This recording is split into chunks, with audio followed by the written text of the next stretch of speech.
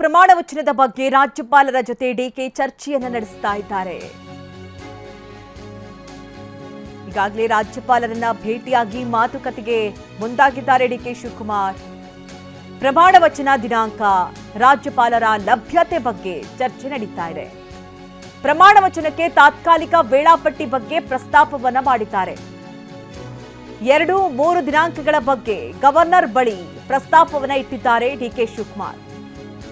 June 1, 3 ಮತ್ತು 5 ಈ ದಿನಾಂಕಗಳ ಬಗ್ಗೆ ಪ್ರಸ್ತಾಪ ಇಟ್ಟಿದ್ದಾರೆ ಅನ್ನೋದು ಗೊತ್ತಾಗ್ತಾ ಇದೆ. ತಮ್ಮ ಲಭ್ಯತೆ ಬಗ್ಗೆ ರಾಜ್ಯಪಾಲ ಗೆಹ್ಲೋಟ್ ಅವರು ಕೂಡ ಈ ಸಂದರ್ಭ ಮಾತನಾಡ್ತಾರೆ. ಚರ್ಚೆಯ ಬಳಿಕ ಪ್ರಮಾಣ ವಚನದ ದಿನಾಂಕ ಘೋಷಣೆ ಮಾಡುವಂತಹ ಸಾಧ್ಯತೆಗಳು ಕೂಡ ಕಂಡು ಬರ್ತಾ ಇದೆ. ನೋಡಿ, ಒಂದ್ ಕಡೆ ಈ ಬಗ್ಗೆ ಹೆಚ್ಚಿನ ಡೀಟೇಲ್ಸ್ ಅನ್ನ ನೀಡ್ತಾರೆ ನಮ್ಮ ಪ್ರತಿನಿಧಿ ಪ್ರಸನ್ನ. ಲೋಕಭವನದಿಂದ ನೇರ ಸಂಪರ್ಕದಲ್ಲಿ ನಮ್ಮನ್ನ ಜಾಯ್ನ್ ಆಗ್ತಾ ಇದ್ದಾರೆ. ಪ್ರಸನ್ನ, ಈಗಾಗಲೇ ರಾಜ್ಯಪಾಲರನ್ನ ಭೇಟಿಯಾಗಿದ್ದಾರೆ ಡಿಕೆ ಶಿವಕುಮಾರ್ ಅವರು. 3 ದಿನಾಂಕಗಳನ್ನ ಕೊಟ್ಟಿದ್ದಾರೆ. ಜೊತೆಗೆ ರಾಜ್ಯಪಾಲರ ಲಭ್ಯತೆನ ಕೂಡ ಇಲ್ಲಿ ತಿಳಿಸ್ಕೊಳ್ಬೇಕಾಗತ್ತೆ. ಹಾಗಾಗಿ ಸದ್ಯ ಏನೆಲ್ಲ ಮಾತುಕತೆ ಆಗ್ತಾ ಇದೆ ಪ್ರಸನ್ನ?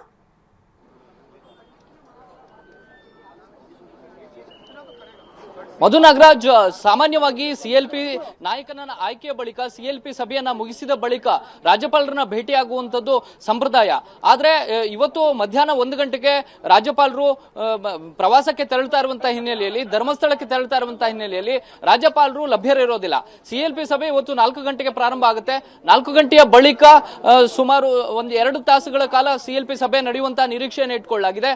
ಆ ಸಂದರ್ಭದಲ್ಲಿ ರಾಜ್ಯಪಾಲರ ಭೇಟಿ ಸಾಧ್ಯ ಆಗೋದಿಲ್ಲ ಅನ್ನುವಂತಹ ಕಾರಣಕ್ಕೋಸ್ಕರ ಈಗಲೇ ಅನೌಪಚಾರಿಕವಾಗಿ ರಾಜ್ಯಪಾಲರ ಜೊತೆಗೆ ಡಿಕೆ ಶಿವಕುಮಾರ್ ಹಾಗೂ ಡಿಕೆ ಸುರೇಶ್ ಇಬ್ಬರು ಕೂಡ ಚರ್ಚೆಯನ್ನು ನಡೆಸಿದ್ದಾರೆ.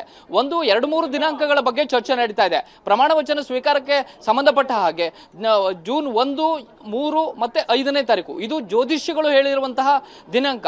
ಅದನ್ನ ಹೊರತುಪಡಿಸಿ ಏನಾದರೂ ಬೇರೆ ದಿನಾಂಕಗಳ ಸಾಧ್ಯತೆಗಳ ಬಗ್ಗೆಯೂ ಕೂಡ ಚರ್ಚೆ ನಡೀಬಹುದು. ಆ ಸಂದರ್ಭದಲ್ಲಿ ರಾಜ್ಯಪಾಲರ ಲಭ್ಯತೆ ಬಹಳ ಇಂಪಾರ್ಟೆಂಟ್ ಆಗುತ್ತೆ. ಮೊನ್ನೆ ಸಿದ್ದರಾಮಯ್ಯನವರು ರಾಜೀನಾಮೆ ಕೊಡುವಂತಹ ಸಂದರ್ಭದಲ್ಲಿ ಮೊದಲೇ ರಾಜ್ಯಪಾಲರ ಜೊತೆ ಚರ್ಚೆ ಮಾಡಿದ್ರು. ಹೌದು, ನಾಳೆ ನಾನು ಬಂದು ನಿಮಗೆ ರಾಜೀನಾಮೆಯನ್ನು ಸಲ್ಲಿಕೆ ಮಾಡ್ತೀನಿ ಅಂತ ಹೇಳಿ. ಆದ್ರೆ ಕೊನೆ ಕ್ಷಣದಲ್ಲಿ ರಾಜ್ಯಪಾಲರು ರಾಜಭವನದಲ್ಲಿ, ಲೋಕಭವನದಲ್ಲಿ ಅವೈಲೇಬಲ್ ಇರಲಿಲ್ಲ. ಈ ಕಾರಣಕ್ಕೋಸ್ಕರ ಒಂದಷ್ಟು ಗೊಂದಲಗಳು ಕ್ರಿಯೇಟ್ ಆಯಿತು. ಆ ರೀತಿಯ ಗೊಂದಲಗಳು ಪ್ರಮಾಣ ವಚನ ಸಂದರ್ಭದಲ್ಲಿ ನಡಿಬಾರದು ಅನ್ನುವಂತಹ ಉದ್ದೇಶಕ್ಕೋಸ್ಕರ ಒಂದು ಸೌಹಾರ್ದಯುತವಾದಂತಹ ಮಾತುಕತೆಯನ್ನ ರಾಜ್ಯಪಾಲರ ಜೊತೆ ಡಿಕೆ ಬ್ರದರ್ಸ್ ನಡೆಸ್ತಾ ಇದ್ದಾರೆ. ಸಿಎಲ್ಪಿ ನಾಯಕನಾಗಿ ಆಯ್ಕೆಯಾಗುವಂತವನು ಮುಂದೆ ಆಡಳಿತವನ್ನ ನಡೆಸಬೇಕಾದಂತವರು ರಾಜಭವನದ ಜೊತೆ, ರಾಜ್ಯಪಾಲರ ಜೊತೆ ಒಂದು ಸೌಹಾರ್ದಯುತವಾದಂತಹ ಸಂಬಂಧವನ್ನ ಇಟ್ಕೊಳ್ಬೇಕಾಗತ್ತೆ. ಪ್ರತಿಯೊಂದು ನಿರ್ಧಾರಗಳನ್ನ ತೆಗೆದುಕೊಳ್ಳುವಂತಹ ಸಂದರ್ಭದಲ್ಲೂ ಕೂಡ ರಾಜ್ಯಪಾಲರ ಸ್ಥಾನ, ರಾಜ್ಯಪಾಲರ ಒಂದು ಮಹತ್ವ ಇದ್ದೇ ಇರುತ್ತೆ. ಈ ಕಾರಣಕ್ಕೋಸ್ಕರ ಇದೀಗ ಸಿಎಲ್ಪಿ ಸಭೆಗೂ ಮುಂಚಿತವಾಗಿಯೇ ಲೋಕಭವನಕ್ಕೆ ಬಂದಿರುವಂತಹ ಡಿಕೆ ಶಿವಕುಮಾರ್ ಮತ್ತು ಡಿಕೆ ಸುರೇಶ್ ಇಬ್ರು ಕೂಡ ರಾಜ್ಯಪಾಲರನ್ನ ಭೇಟಿಯಾಗಿದ್ದಾರೆ, ಮಾತುಕತೆಯನ್ನ ನಡೆಸ್ತಾ ಇದ್ದಾರೆ. ಒಂದು ಲೆಕ್ಕದಲ್ಲಿ ಒಂದಷ್ಟು ಆಲೋಚನೆಗಳನ್ನ ಡಿಕೆ ಶಿವಕುಮಾರ್ ಅವರ ಪಾಳ್ಯ ಮಾಡ್ತಾ ಇರುವಂತದ್ದು, ಪ್ರಮಾಣ ವಚನವನ್ನ ಲೋಕಭವನದಲ್ಲಿ ತೆಗೆದುಕೊಳ್ಬೇಕಾ ಅಥವಾ ವಿಧಾನಸೌಧದ ಗ್ರ್ಯಾಂಡ್ ಸ್ಟೆಪ್ ಮುಂಭಾಗದಲ್ಲಿ ತೆಗೆದುಕೊಳ್ಬೇಕಾ ಅನ್ನುವಂಥದ್ದು ಒಂದು. ಎರಡನೇ ವಿಚಾರ, ಡಿಕೆ ಶಿವಕುಮಾರ್ ಅವರ ಜೊತೆಗೆ ಇನ್ಯಾರು ಸಂಪುಟದಲ್ಲಿ ತಕ್ಷಣ ಪ್ರಮಾಣ ವಚನವನ್ನ ಸ್ವೀಕಾರ ಮಾಡಬೇಕು ಅಂತ ಹೇಳಿ ಡಿಕೆ ಶಿವಕುಮಾರ್ ಅವರ ಆಪ್ತರು ಮತ್ತು ಅವರ ಬೆಂಬಲಿಗರು ಒತ್ತಾಯ ಮಾಡ್ತಾ ಇರುವಂತದ್ದು. ಮೊಟ್ಟ ಮೊದಲು ನೀವು ಪ್ರಮಾಣ ವಚನವನ್ನ ತೆಗೆದುಕೊಳ್ಳಿ, ಬಳಿಕ ಒಂದು ಸಂಪುಟವನ್ನ, ಒಂದು ಹೊಸ ತಂಡವನ್ನ, ಒಂದು ಗಟ್ಟಿಯಾದಂತಹ ಟೀಮ್ ಅನ್ನ ರೆಡಿ ಮಾಡಬಹುದು. ಅದಕ್ಕೆ 10 ಆಲೋಚನೆಗಳನ್ನ ಇರುತ್ತೆ. ಹೀಗಾಗಿ ಮೊದಲು ನಿಮ್ಮ ಪ್ರಮಾಣ ವಚನ ಆಗ್ಲಿ ಅನ್ನುವಂತ ಒಂದು ಅಭಿಪ್ರಾಯ ಕೂಡ ವ್ಯಕ್ತವಾಗ್ತಾ ಇದೆ. ಈ ಎಲ್ಲದರ ಬಗ್ಗೆಯೂ ಕೂಡ ಅನೌಪಚಾರಿಕವಾಗಿ ರಾಜ್ಯಪಾಲರ ಜೊತೆಗೆ ಇದೀಗ ಸುದೀರ್ಘವಾದಂತಹ ಚರ್ಚೆ ಡಿಕೆ ಶಿವಕುಮಾರ್ ಮತ್ತು ಡಿಕೆ ಸುರೇಶ್ ಅವರು ನಡೆಸ್ತಾ ಇದ್ದಾರೆ. ಸಿಎಲ್ಪಿ ಸಭೆಯಲ್ಲಿ ಸಿಎಲ್ಪಿ ನಾಯಕನ ಆಯ್ಕೆ ಆದ ಬಳಿಕ ಅದೊಂದು ಅಧಿಕೃತ ಮುದ್ರೆ ಒತ್ತದಂತಾಗುತ್ತೆ. ಅದು ಅಧಿಕೃತವಾಗಿ ಲೋಕಭವನಕ್ಕೆ ಪತ್ರದ ಮುಖೇನ ಬಂದು ತಲುಪುತ್ತೆ. ಅದಾದ ಬಳಿಕ ಸಿಎಲ್ಪಿ ನಾಯಕ ಬಂದು ರಾಜ್ಯಪಾಲರನ್ನ ಭೇಟಿಯಾಗುವಂಥದ್ದು ಸಹಜವಾದಂತಹ ಸಂಪ್ರದಾಯ. ಆದ್ರೆ ರಾಜ್ಯಪಾಲರ ಅನುಪಸ್ಥಿತಿಯಲ್ಲಿ ಅದಕ್ಕಿಂತ ಮುಂಚಿತವಾಗಿಯೇ ಇದೀಗ ಡಿಕೆ ಶಿವಕುಮಾರ್ ರಾಜ್ಯಪಾಲರನ್ನ ಭೇಟಿಯಾಗಿ ಚರ್ಚೆಯನ್ನ ನಡೆಸ್ತಾ ಇದ್ದಾರೆ. ಓಕೆ ಪ್ರಸನ್ನ, ಥ್ಯಾಂಕ್ ಯು ನಿಮ್ಮೆಲ್ಲ ಡೀಟೇಲ್ಸ್ಗಾಗಿ.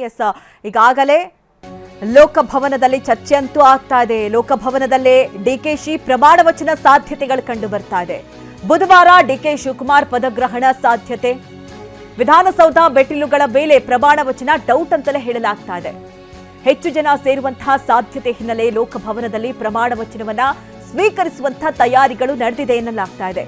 ಅಂದ್ರೆ ಈಗ ವಿಧಾನಸೌಧದ ಮುಂಭಾಗ ಆದ್ರೆ ಹೆಚ್ಚು ಜನ ಸೇರುವಂತಹ ಸಾಧ್ಯತೆಗಳಿರುತ್ತೆ. ಅಹಿತಕರ ಘಟನೆಗಳ ಆತಂಕ ಇದೆ. ಹೀಗಾಗಿ ಲೋಕಭವನದಲ್ಲೇ ಪ್ರಮಾಣ ವಚನಕ್ಕೆ ಪ್ಲಾನ್ ಮಾಡಿದ್ದಾರೆ ಅಂತ ಹೇಳಲಾಗ್ತಾ ಇದೆ. ಈಗ ನಮ್ಮ ಪ್ರತಿನಿಧಿ ಪ್ರಸನ್ನ ಹೇಳಿದಂತೆ ಒಂದ್ ಕಡೆ ಲೋಕಭವನದಲ್ಲಿ ಪ್ರಮಾಣ ವಚನದ ಸಿದ್ಧತೆ ಜೊತೆಗೆ ಮೊದಲನೇದಾಗಿ ಸಿಎಂ ಆಗಿ ಡಿಕೆ ಶಿವಕುಮಾರ್ ಅವರು ಪ್ರಮಾಣ ವಚನವನ್ನ ಸ್ವೀಕರಿಸಬಿಡ್ಲಿ, ಅದಾದ ನಂತರದಲ್ಲಿ ಒಂದು ಪ್ಲಾನ್ ಅನ್ನ ಮಾಡಿಕೊಂಡು ಯಾರ್ಯಾರು ಸಂಪುಟಕ್ಕೆ ಸೇರಿಸಬೇಕು, ಯಾರ್ಯಾರು ಮುಂದುವರಿಬೇಕು, ಯಾರ್ಯಾರನ್ನ ಕೈ ಬಿಡಬೇಕು, ಈ ಎಲ್ಲಾ ನಿಟ್ಟಿನ ಮಾತುಕತೆಯ ನಂತರದಲ್ಲಿ, ಒಂದು ಚರ್ಚೆಯ ನಂತರದಲ್ಲಿ ಇನ್ನುಳಿದಂಥವರು ಪ್ರಮಾಣ ವಚನವನ್ನ ಸ್ವೀಕರಿಸಲಿ ಎನ್ನುವಂತಹ ಮಾತುಗಳನ್ನ ಕೂಡ ಅವರ ಆಪ್ತ ಬಳಗದವರು ಸಲಹೆಯನ್ನ ಕೊಡ್ತಾ ಇದ್ದಾರೆ ಅನ್ನುವಂತಹ ಮಾಹಿತಿ. ಹೀಗಾಗಿ ಯಾವ ರೀತಿ ನಡೆಯುತ್ತೆ?